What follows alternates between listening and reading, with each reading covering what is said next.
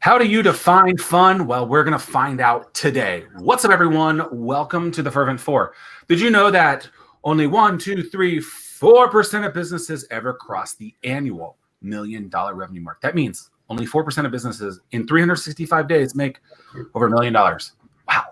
I'm Zack Miller, author of Anomaly. And with me today, I have my co-host, Tim Ryan, lead man at startwheel.org. Thank you so much for joining us. The Fervent Four is a weekly show each and every Thursday at 11 a.m. dedicated to sharing insights into growing a world-class business, no matter the climate. It could be hot, cold, windy, snowy, whatever. Are you ready for the Family Fun Experience? Please welcome Tim Ritter of Family Fun Xperience to the Fervent Four show. Hello, with the waves, the claps, the long hairs, the crazy beards. It's another beard edition of the Fervent Four. What's up, gentlemen? How's it going, Zach? Hey, Tim. Hey, Zach. How are you guys doing? Well, you know, I'm still gonna put my name in the hat for when the Virginia Beach or wherever in this region gets a basketball team or any professional sports. I want to be the announcer. So I think moving forward, and I should have started this week with you, Tim. Also, this is our first two Tim editions, so this will be fun to see how confusing that is. I think I need to start introducing people like I would as the announcer of the Virginia Beach Vipers NBA basketball team. I don't know. I mean, who knows? Ladies and gentlemen, from Tim, where are you from? Buffalo. From Buffalo, New York, Tim, the Tool Man Ryan. You nailed it, man. There, got it. Well, so, New York. Yeah. Tim Ritter, you have a very unique business. So I've known you for a few years now. You started exploring the idea of Family Fun Xperience, the FFX show, over a few years ago, and you pulled the trigger in 2020 and got a space. And beforehand, you had been meeting a bunch of people, networking, letting them know, perfecting your performance, your pitch, and stuff like that, and then March of 2020 hit. And so it was a big day for you, and then kind of like a really big and weird day for the world. Can you just walk us through kind of the quarter one of 2020, if you will? Yeah, we had been looking for some spaces last year to launch this thing. Our vision was to launch this at the ocean front so that we could have a tourist season for those 100 days of the year, and then the other 7 to 8 months of the year we would have a local season and be another reason to draw people down there. And we had looked at a couple spaces at the end of the year. Nothing had quite panned out like we'd hoped it would. We were thinking, well, we'll have to shoot smaller somewhere away from the ocean front. A friend with a surf shop down there had said, hey, I got this nightclub next door. I don't know what they're going to do this next year. They've been trying to change something up, and introduced us, and one thing led to another. And first week of March, we signed, for a lease to take over this nightclub and convert it into our theater. Beautiful space. And 1 week after we signed the ink on that, we were going to take over the space on April 1st, April Fools. 1 week after we signed the lease, the governor shut everything down. So we were shut down before we opened our doors. But we were able to, try to do a few things in there during that time. We were well into phase 3 when we finally got some clearance to be able to host anything there. And so we were able to start casting for the show and moving things forward. But first quarter was just getting us into a dream space for the theater. And the second and third quarter were an interesting ride. Yeah, I'm thinking as you're telling the story, I'm sure that based on getting everything going, you had to have some financial projections and some numbers based on like ticket sales and how many people that you needed to bring in the door. I mean, so you didn't even have a chance to even get that started. What in the world did you do? Well, we panicked, and then we pivoted. And that was been sort of our key word for this year. It's not been unprecedented for us. It's been pivot, and it's been an almost daily thing. I know the governor's got an announcement this afternoon, and we expect we'll probably find another way to pivot to accommodate whatever it is there. But basically, we stretch things as a nonprofit to say, okay, this is the right move, and went into that space. So we had just enough funds there to say we're going to start recruiting the actors and some of we had people on board to start April 1st, and we had to sort of put a hold on all that because we were looking at it going, we've got to keep the lights on, we've got a commitment into the space. And honestly, at the very beginning there, we were hoping, like a lot of people were talking, it's like, well, 3 or 4 weeks and this is all going to pass by. We just got to survive this month. So we'll just hold off a month. Then we'll get our fundraisers and other things all going. And our goal is really to launch the show partially by somewhere mid to late May and then fully, in June. And so that all obviously got held off by quite a few months. But it wasn't just ticket sales. It's a nonprofit. Having like a lot of theaters do this, and you're a nonprofit, your funding is not entirely from just ticket sales and things like that. It's also, you get a playbill and you walk in and you've got sponsors and ads and things like that. Well, this also hit the business community that we've known so many people for that were encouraging us all along with all this. And, a lot of nonprofits have found it's been very difficult to get donations. A lot of the standard things have sort of gone out the window this year for businesses. So it wasn't just the ticket revenue and side things. It was that as well. So we didn't really qualify for payroll protection because I hadn't taken a payroll as the executive director trying to get this whole thing launched at the beginning of the year or last year. So that was all going to start as things started rolling, but that gave us no basis for a payroll protection loan and very little other assistance. Some of the more recent CARES Act, we've gotten a small amount of some grant money through the city, and we've been very appreciative of that because that's helped us keep the lights on and keep actors and things moving forward with the show. So it's just really by the grace of God that we've kept the doors open till this point. So you use the word pivot. I think that's a word that people talk about before 2020, right? Pivot, pivot in business, pivot and pivot. Real quick, how would you define a pivot in general? What would you say a pivot is?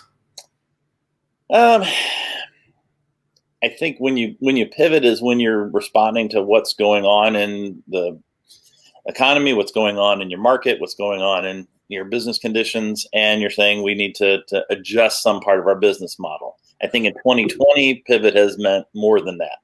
Right. I think it's meant you had a plan A, a B, a C, and a D, and you threw all those out the window, from yesterday and went to a new one. So we've stopped talking about having a plan B. It's just like, what are we going to do to respond to things and pivot daily? Well, and something that I've been saying since we started this show, how many episodes ago, who knows, probably 40 episodes ago, is a lot of this stuff is the acceleration of stuff that was going to happen 5, 6, 7 years down the line. Right. And so this is where the world is going. This is the type of stuff that you're going to see. People aren't going to be using calculators anymore or abacuses anymore. They're going to use their cell phones, or they're going to talk to Siri and it's going to say, oh, 1 + 1 is 3.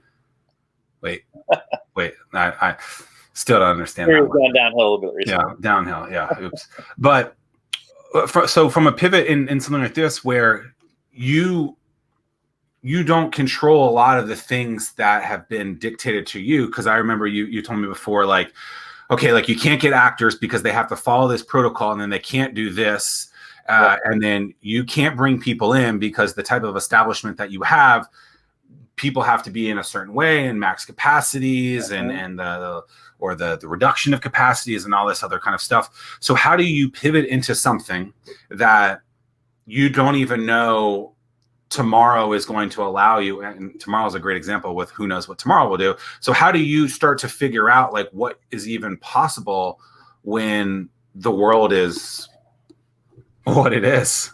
I've always been sort of known as the idea person, looking at things that are going on and coming up with multiple alternatives and brainstorming and stuff like that. And so that's been really useful here because we've just tried to find every avenue. So just knowing other businesses through Atlantic Avenue Association and stuff down at the oceanfront, several of them encouraged me. It's like, you've got to be in, all 4 of the coupon books, or at least, 2 or 3 of them, and that's a pretty hefty price to get into these coupon books and be in that market. But there's businesses that don't do that, they don't survive. So before we, had launched, we had signed agreements with 3 of the coupon books and had some real good stuff going.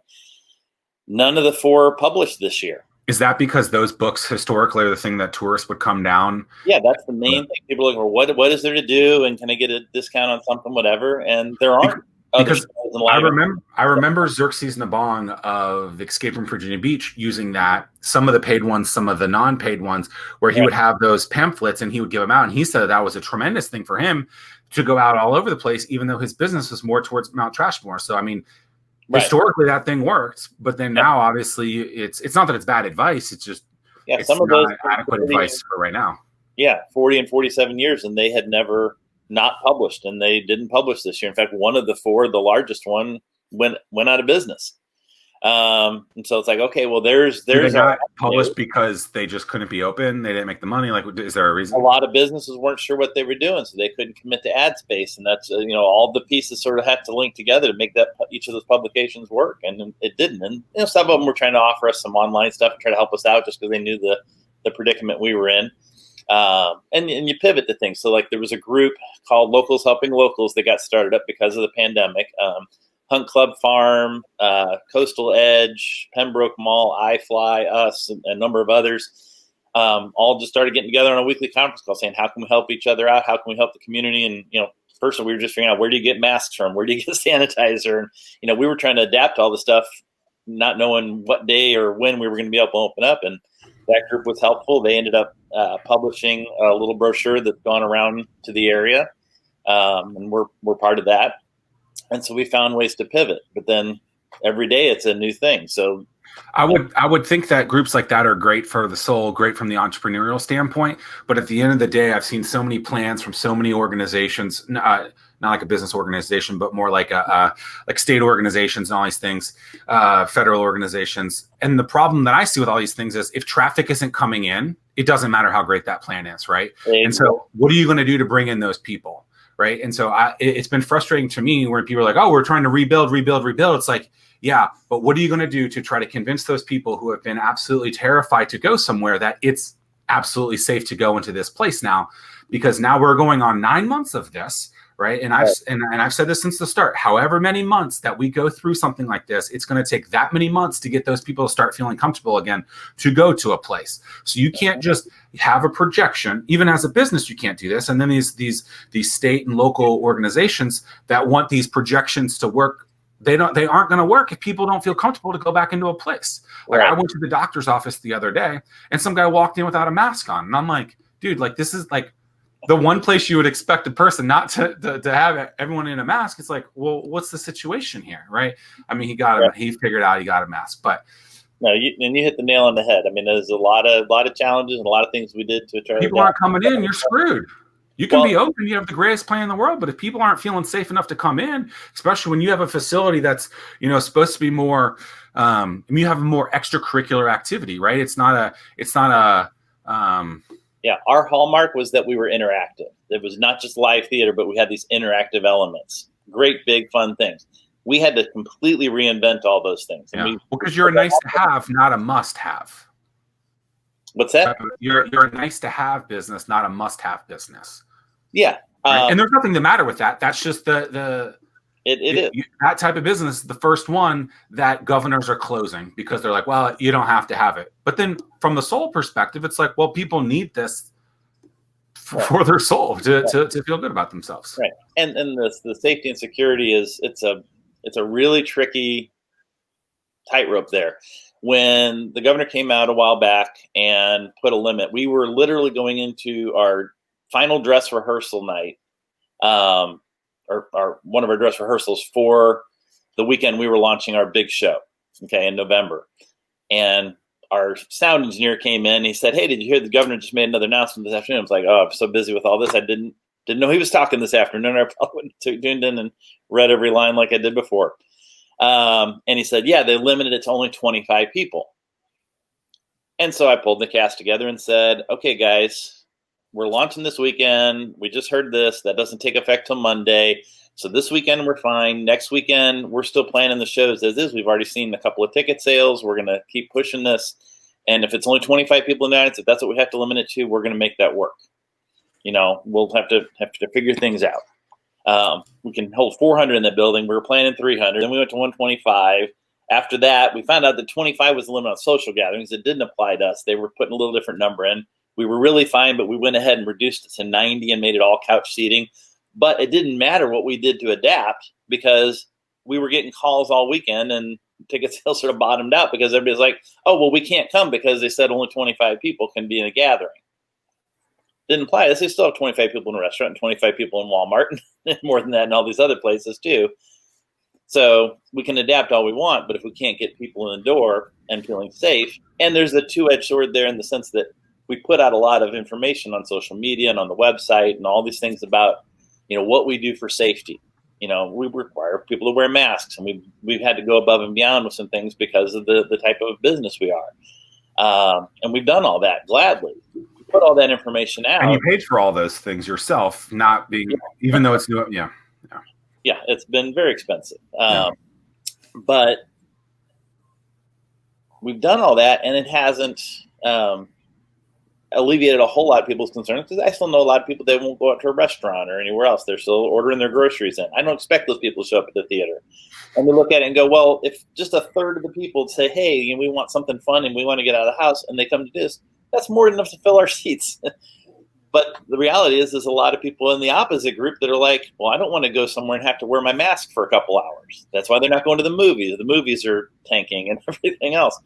So, you got to put out the safety stuff or your movies were moving to Netflix anyway. I started saying that 4 years ago. Yeah. I mean, I will say though, it was the day before or day after Thanksgiving, which I thought was really innovative from a movie theater standpoint. It was for $100 you can rent the theater. You pick the movie, and you can have up to 25 people there. So we were invited by some friends to do that. And that was a really great experience. We had the theater to ourselves, and we didn't. Once the movie started, we took the mask off, and because we were eating popcorn and whatnot. But have you thought about, or do you do that stuff now? Right. I think time together with your family is still an essential thing.